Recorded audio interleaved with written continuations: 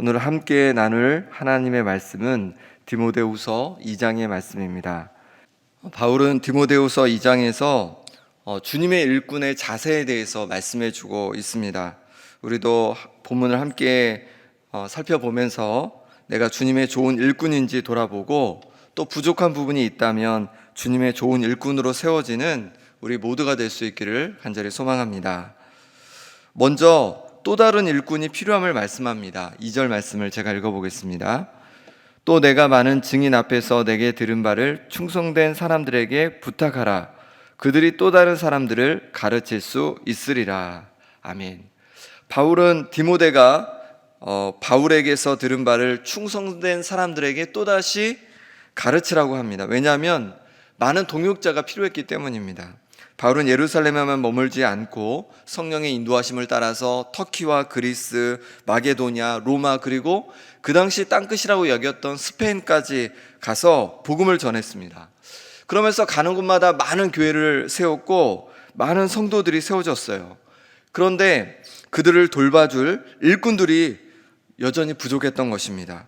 그래서 많은 동역자를 두었지만 여전히 부족한 일꾼들을 세워주라고 디모데에게 부탁을 하고 있는 것입니다. 우리 교회도 많은 일꾼들이 있습니다. 구역장으로, 또 교사로, 예배 안내로, 또 찬양대로, 반찬봉사, 방송실, 그 밖에 교회 구석구석에서 많은 분들이 함께 봉사해주고 섬겨주고 계세요. 그래서 우리 교회가 지금 이렇게 든든히 서가고 있습니다. 하지만 여전히 일꾼이 부족합니다. 코로나로 많은 사역을 하지 못하지만 그래도 곳곳에서 여전히 필요한 일꾼들이 있습니다. 관심을 갖고 우리 성도님들이 함께 동참해 주시면 좋겠고 또 많이 또 권면을 해 주시면 좋겠습니다. 우리가 교회에서 하나님 나라를 위해서 그런 봉사할 때 어떤 자세로 봉사해야 할까요? 먼저 첫 번째로 우리의 봉사는 하나님을 기쁘시게 하는 봉사여야 합니다. 우리 3절 4절 말씀을 같이 읽어보겠습니다. 너는 그리스도 예수의 좋은 병사로 나와 함께 고난을 받으라. 병사로 복무하는 자는 자기 생활에 얽매이는 자가 하나도 없나니 이는 병사로 모집한 자를 기쁘게 하려 함이라. 아멘. 바울은 디모데에게 예수님의 좋은 병사가 되라 이렇게 말하고 있습니다. 병사는 자기 유익을 위해서 생활하지 않습니다. 군대를 위해서 훈련하고 의무를 다 수행합니다. 자기 자신을 모집한 자를 기쁘게 해야 하는 것입니다. 우리의 봉사도 마찬가지입니다. 우리의 봉사는 누구를 기쁘시게 해드려야 할까요? 바로 하나님을 기쁘시게 하는 봉사여야 합니다. 나의 이익을 위해서, 나의 기쁨을 위해서 하는 봉사가 아닙니다. 또한 누가 부탁했으니까 해주는 것도 아닙니다. 목사님이 부탁했으니, 장로님이 부탁했으니, 권사님이 부탁했으니까 해주는 것 되면 그러면 안 되는 것이죠. 우리의 봉사는 가장 기본적으로 하나님 앞에서 하는 봉사입니다. 하나님을 기쁘시게 하여 봉사하는 것입니다.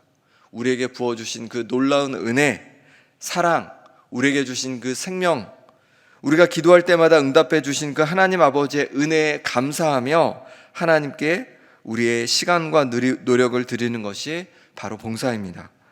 그러니 이것은 억지로 하거나 해주는 것이 되면 안 될 것이죠.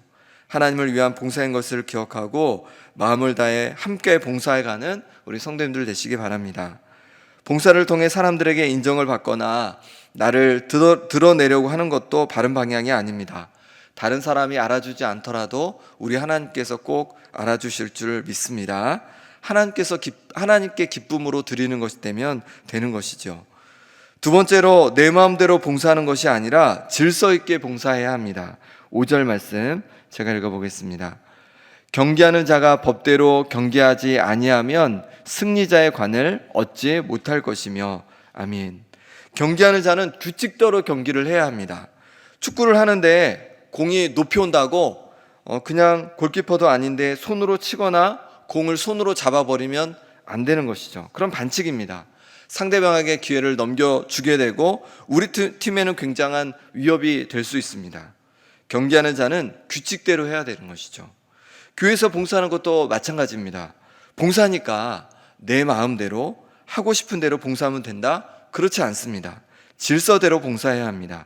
교회는 목사님과 또 각 위원회 장로님과 또 팀장님들이 있습니다.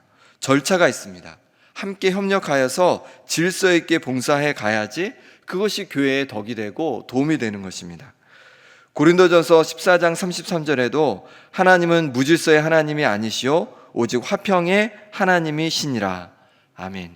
질서 있게 화평하게 봉사하는 우리 성도님들 되시기 바랍니다. 세 번째로 우리의 수고와 헌신이 결코 헛되지 않음을 말씀하십니다. 우리 6절 말씀 같이 읽어보겠습니다. 수고하는 농부가 곡식을 먼저 받는 것이 마땅하니라. 아멘. 봄과 여름에 수고한 농부가 가을에 곡식을 받는 것이 마땅합니다. 우리가 주님을 위하여 애쓰고 수고할 때에 열매를 맺게 하십니다. 그러니 낙심하지 말고 여전히 충성된 일꾼으로 섬겨할 것을 우리에게 일러주고 계십니다.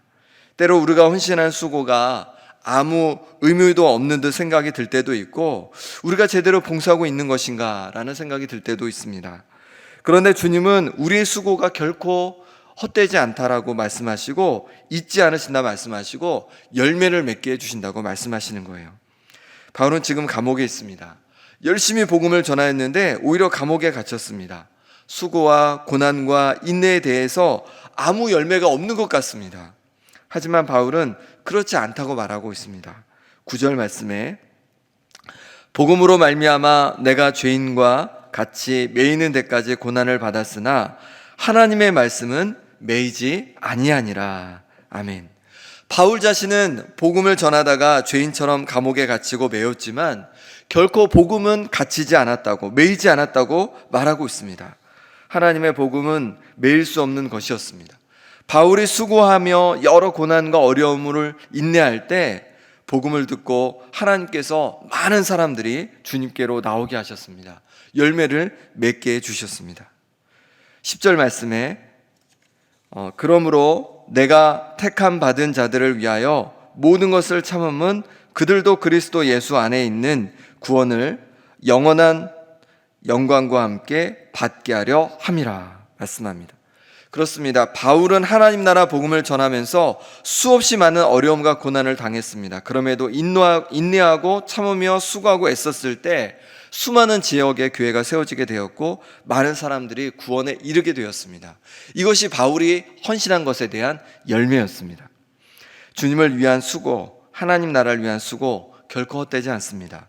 우리가 기도하며 헌신할 때 그것이 정말 주님만 바라보며 하는 헌신이라면 열매를 맺게 해주실 줄 믿습니다. 그러니 사람들이 알아주지 않아도 헛되다 생각하지 마시기 바랍니다. 아직 열매가 없는 것 같다고 해서 그렇다고 해서 낙심하지 마시기 바랍니다. 때가 이르면 우리 주님께서 열매를 맺게 해주실 줄 믿습니다. 마지막 네 번째로 우리가 헌신할 때 하나님은 우리에게 감당할 능력을 주십니다. 7절 말씀입니다. 내가 말하는 것을 생각해보라. 주께서 범사에 내게 총명을 주시리라. 아멘. 때로 봉사하고 수고하는데 우리의 부족함을 보게 될 것입니다. 주님은 우리의 부족함에도 불구하고 순종하여 섬길 때 감당할 수 있는 총명을 주신다, 능력을 주신다, 힘을 주신다 말씀하시는 거예요. 모세는 40세가 되었을 때 자신이 이스라엘 민족이라는 것을 알고 자신의 힘으로 이스라엘 백성을 구원하고자 하였습니다. 그래서 어려움 당하는 이스라엘 백성을 구원하고자 자신의 그 힘으로 이스라엘 백성을 괴롭히는 애굽인을 죽이게 됩니다. 하지만 오히려 그는 곧 도망자 신세가 되었고 40년을 광야에서 떠돌게 됩니다. 그리고 40년 후에 80세가 되었을 때 하나님은 그를 다시 부르셨습니다. 그리고는 이스라엘 백성을 애굽의 바로 왕에서 건지라 하셨습니다. 모세는 자신이 없었습니다.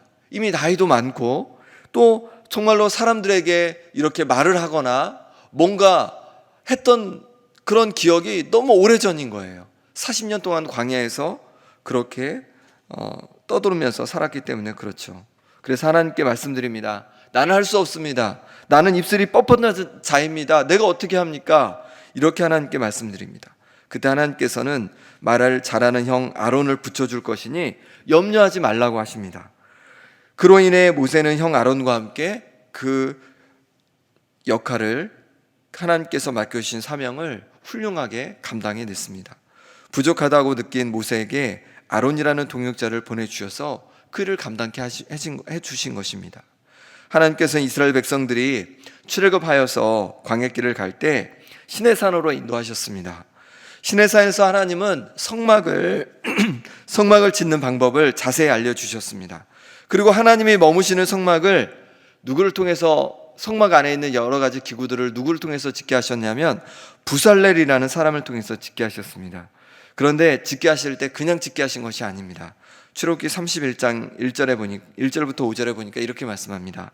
여호와께서 모세에게 말씀하여 이르시되 내가 유다 지파 훌의 손자요 우리의 아들인 부살렐을 지명하여 부르고 하나님의 영을 그에게 충만하게 하여 지혜와 총명과 지식과 여러 가지 재주로 정교한 일을 연구하여 금과 은과 노스로 만들게 하며, 하나님께서는 부살렐에게 하나님의 영을 충만히 부어주시고 총명과 여러 가지 재주를 주셔서 성막에 쓸 온갖 기구들을 만들게 하셨습니다. 우리도 하나님께서 부르신 일에 순종하며 나아갈 때 그냥 너 알아서 해라 이렇게 하시는 분이 아니라는 거예요. 우리에게 성령을 부어주시고 우리에게 총명을 부어주시고 할 수 있는 능력을, 힘과 능력과 여건을 허락해 주실 줄 믿습니다. 때로 동역자를 붙여주실 줄 믿습니다. 그러니 기도하며 하나님의 은혜를 구하며 성령 충만을 구하며 하나님께서 맡겨신 자리를 끝까지 지키고 섬겨가는 우리 성도님들 되시기 바랍니다. 하나님은 어떤 일꾼을 쓰실까요? 재능이 있는 일꾼을 쓰시는 것도 아니고 훌륭한 경험이 있는 사람들을 쓰시는 것도 아닙니다. 그럼 어떤 사람을 쓰십니까? 우리 20절, 21절 말씀 같이 읽어보겠습니다. 큰 집에는 금그릇과 은그릇뿐 아니라 나무그릇과 질그릇도 있어 귀하게 쓰는 것도 있고 천하게 쓰는 것도 있나니, 그러므로 누구든지 이런 것에서 자기를 깨끗하게 하면 귀히 쓰는 그릇이 되어 거룩하고 주인의 쓰심에 합당하며 모든 선한 일에 준비함이 되리라. 아멘. 큰 집에는 여러 그릇이 있습니다. 여러분 집에도 여러 그릇이 있죠. 그래서 어떤 그릇은 좀 아끼는 그릇도 있고 어떤 거는 그냥 막 쓰는 그릇도 있을 것 같아요. 그런데 하나님께서 뭐라 그러냐면 하나님의 집에 여러 그릇이 있는데 금그릇도 있고 은그릇도 있고 나무그릇도 있고 질그릇도 있는데 어떤 그릇을 쓰시냐? 깨끗한 그릇을 사용하신다는 겁니다. 교회도 다양한 사람들이 있습니다.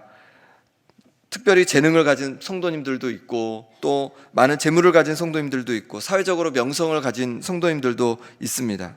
그에 비해서 가난하고 또 육신이 연약한 성도님들도 있습니다. 어떤 사람을 하나님이 쓰십니까? 바로 깨끗하고 거룩한 사람을 쓰신다 말씀하십니다.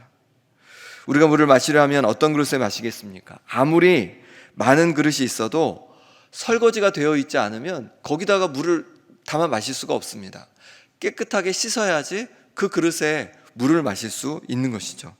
하나님도 누구든지 명성을 가진 자나 명성이 없는 자나 많은 재물을 가진 자나 가난한 자나 지식이 많거나 지식이 없거나 이런 거 상관하지 않으신다는 거예요. 오직 자신을 깨끗이 하는 그릇을 하나님께서는 귀하게 사용하신다 말씀하고 있습니다. 우리 자신을 하나님께서 기뻐하시는 거룩한 그릇으로, 깨끗한 그릇으로 그렇게 날마다 씻는 우리 성도님들 되시기 바랍니다. 그럴 때 정말 하나님께서 기쁘게 쓰시는 그릇이 될 거예요. 마지막 22절 말씀 같이 한번 읽어보겠습니다. 22절입니다. 또한 너는 청년의 정욕을 피하고 주를 깨끗한 마음으로 부르는 자들과 함께 의와 믿음과 사랑과 화평을 따르라. 아멘. 정욕을 피하라고 말씀하십니다. 사람에 대한 욕심을 피해야 한다는 것입니다. 또한 주를 깨끗한 마음으로 부르는 자들, 성도들과 함께 교제하라고 말씀합니다. 내가 혼자 잘 되는 것 같지만 그렇지 않다는 겁니다. 함께 공동체 가운데 있을 때 나를 객관적으로 바라볼 수 있고 함께 나누며 기도할 때 내가 더욱 정결하고 깨끗한 사람으로 변화되어 갈 수 있다는 겁니다. 성도들과 함께 구역에서 또 남녀 선교회에서 봉사의 자리에서 교제하는 거예요. 의를 따르고 믿음을 따르고 사랑을 따르고 화평을 따르며 그렇게 교제해 갈 때 우리는 하나님께 쓰시기에 합당한 거룩한 그릇이 되어갈 줄 믿습니다. 이 시간 우리 함께 기도하겠습니다. 함께 기도하실 때 하나님께 쓰임받는 일꾼 되길 원합니다. 성령으로 충만케 하여 주옵소서. 지혜를 부어 주옵소서. 하나님께서 쓰시기에 합당한 거룩한 사람 되게 하여 주옵소서. 함께 기도하겠습니다. 또한 청년부, 중등부, 고등부 수련회를 앞두고 있는데 하나님께서 이 시간을 통해서 크신 은혜를 부어 주옵소서. 함께 기도하겠습니다. 하나님 아버지, 하나님 앞에 귀하게 쓰임받는 그릇 되어지길 원합니다. 일꾼 되어지길 원합니다. 하나님, 우리는 부족하지만, 연약하지만 하나님 깨끗한 그릇을 사용하신다 말씀해 주셨습니다. 우리를 성령으로 충만케 하여 주옵소서. 우리 심령을 날마다 정결케 하여 주옵소서. 하나님 아버지, 내 맘대로 내 뜻대로 살아가는 것이 아니라 하나님 기뻐하신 모습으로 정결하게 살아가게 하여 주시옵소서. 그래하여서 아버지 하나님 쓰시고자 하실 때 언제든지 쓰임받는 하나님의 사람들 되게 하여 주옵소서. 하나님, 우리 가운데 지혜가 부족합니다. 지혜를 더하여 주옵소서. 하나님, 총명을 더하여 주옵소서. 힘을 더하여 주옵소서.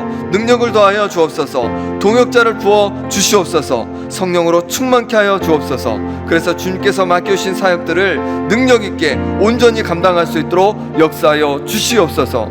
청년부, 중등부, 고등부 수련회를 앞두고 있습니다. 수련회를 통해서 우리 자녀들이 하나님을 만나게 도와주시고 모든 흘러가는 시간마다 하나님께서 도와주시는 은혜를 경험케 하여 주시옵소서. 그래서 하나님, 정말로 하나님께서 그 자리에 찾아가심으로 말미암아 그 심령들이 새로워지고 하나님 놀라운 생명의 역사가 일어나고 헌신의 역사가 일어날 수 있도록 주여 붙잡아 주시옵소서. 하나님께서 우리를 하나님 아버지 붙잡아 주시옵소서. 하나님 역사하여 주시옵소서.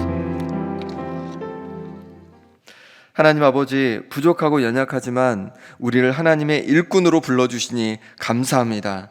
하나님, 하나님의 일꾼으로 우리가 온전히 섬겨갈 수 있길 원합니다. 우리가 주님 앞에 깨끗하고 정결한 그릇 되게 하여 주시옵소서. 하나님, 내 맘대로 내 뜻대로 섬기고 봉사하는 것이 아니라 하나님께서 기뻐하시고 하나님께 영광 돌리며 또한 질서 있게 감당할 수 있도록 하나님 인도하여 주옵소서. 무엇보다도 성령을 부어 주시옵소서. 성령으로 충만케 하여 주옵소서. 지혜를 부어 주옵소서. 힘을 더하여 주옵소서. 동역자를 부어 주시옵소서. 그래서 마음껏 하나님의 나라를 위해서, 교회를 위해서 섬겨가는 우리가 되게 하여 주옵소서. 청년부, 중등부, 고등부 수련회가 준비되고 있습니다. 이 수련을 통해서 우리 자녀들이 하나님을 만나게 도와주시고 심령이 새롭게 변화되는, 그래서 헌신된 우리 자녀들 될 수 있도록 역사하여 주시옵소서. 예수 그리스도의 이름으로 기도드립니다. 아멘.